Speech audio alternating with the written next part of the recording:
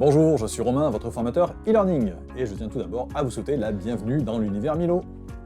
Dans cette vidéo, je vous montre comment accéder et paramétrer votre solution depuis votre ordinateur. Pour commencer, rendez-vous sur le site app.milo-kiné.fr, le lien est également disponible dans votre email de bienvenue. Connectez-vous via ProSanté Connect ou renseignez votre numéro RPPS ou adresse email et cliquez sur Première connexion afin de recevoir l'email permettant de choisir votre mot de passe.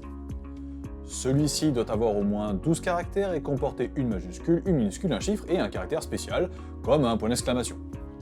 Une fois le mot de passe saisi, vous arrivez sur la première page de paramétrage. Je vous invite à vérifier les informations déjà saisies et à compléter les autres. Sur la page suivante, choisissez un avatar pour vous représenter et vous différencier de vos collègues dans Milo. Modifiez votre pseudo si vous le souhaitez, puis saisissez votre signature électronique en bas de la page. Ensuite, complétez les informations liées à votre activité afin que Milo et votre agenda puissent s'adapter. Indiquez par exemple le nombre de patients que vous pouvez recevoir en parallèle au cabinet. Milo pourra ainsi vous alerter si vous dépassez ce nombre. Par défaut, la durée des séances est de 20 minutes, mais vous pouvez la modifier pour que votre agenda reflète votre journée de travail. Dans mon cas, je choisis 30 minutes. Indiquez ensuite vos horaires de travail pour chaque journée ou dupliquez simplement la première pour la copier sur les autres jours de la semaine. Et si vous avez souscrit à l'abonnement Opaline avec la prise de rendez-vous en ligne, choisissez d'activer ou non la prise de rendez-vous sur ces créneaux selon les jours. La première partie du paramétrage est terminée. Nous arrivons à présent sur la page d'accueil de Milo.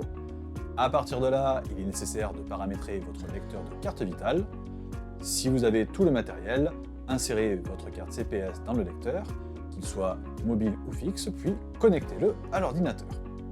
Suivez ensuite les étapes en sélectionnant le type de lecteur dont vous disposez. Milo vous propose alors de télécharger le programme CBA Link qui permet la détection du lecteur de carte vitale et de la carte CPS.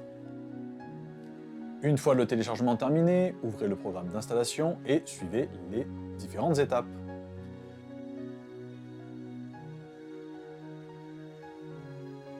Saisissez ensuite le code à 4 chiffres de votre carte, puis confirmez votre situation si la carte CPS est bien insérée dans le lecteur.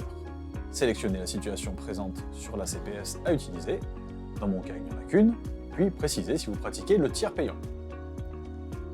Le paramétrage de Milo du lecteur est maintenant terminé.